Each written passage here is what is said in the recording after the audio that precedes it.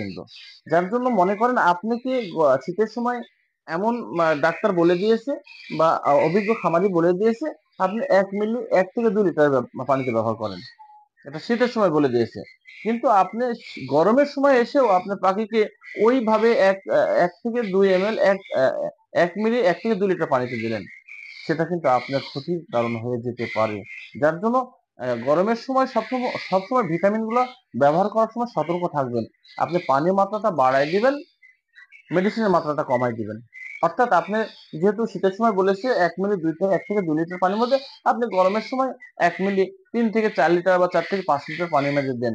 হ্যাঁ, আপনি একটা কাজ করেন প্রয়োজন হলে গরমের সময় আপনি একটা মেডিসিন ৩ দিন সেবন করাইছেন বেশি মাত্রা দিয়ে শীতের সময়, গরমের সময় এসে আপনি কম মাত্রা মেডিসিন দিয়ে পানির মাত্রা বাড়ায় দিয়ে আরো ২ দিন আপনি বাড়াই দেন মেডিসিনটা বা দিনটা বাড়ায় দেন, সেক্ষেত্রে আপনার পাখি সুস্থ সবল থাকবে।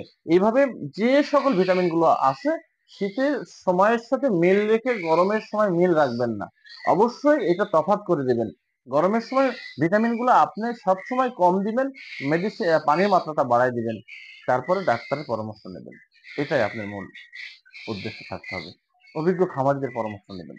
আসসালামু আলাইকুম।